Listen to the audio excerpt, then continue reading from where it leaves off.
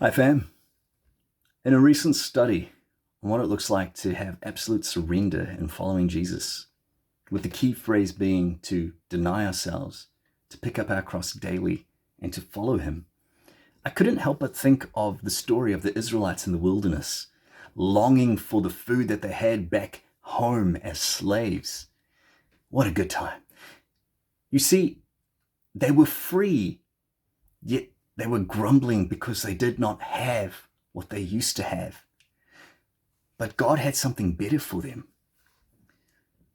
Now, God loves his people, so he provides for them. He doesn't give them the desires of what they wanted, of what they had yesterday, what they had before. But what he does give them is more than enough to get through.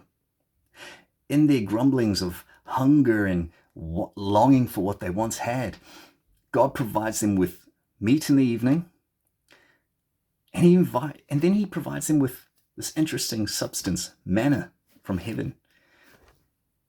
The manna is interesting.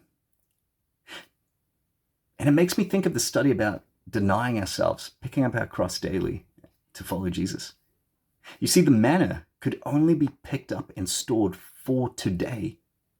Today's portion was enough.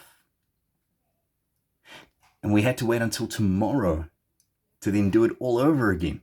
Because if the Israelites held on to more than what they needed for today, it would spoil and be rotten the next. I wonder if sometimes that's what we can be like with our walk with Jesus, where we cast a wide net, a far trajectory of here I am now and there's the end of my days, and I will follow Jesus forever. But in doing so, I wonder, do we give ourselves the license of excuse? Because, I've still got 100 years left, so if I don't do it today, I can always do it tomorrow.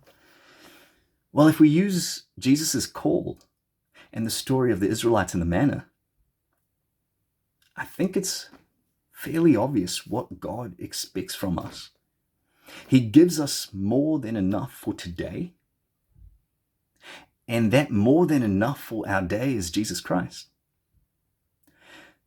To be active in that walk with him, he calls us to deny ourselves daily, our wants, our desires, put aside for him. You see, the Israelites actually longed for food that they once had. God didn't provide that food for them. He gave them something else, but it was what they needed. It's all they needed. Jesus is all we need. We need to put to death our own wants and desires for his ways, his desires, his will. And he calls us to do that daily as we follow him. I want us to ponder on that today. What does it look like for us to do this daily, to have our portion for today, whilst walking in a way that is pleasing to Jesus daily? Bless you as you ponder this.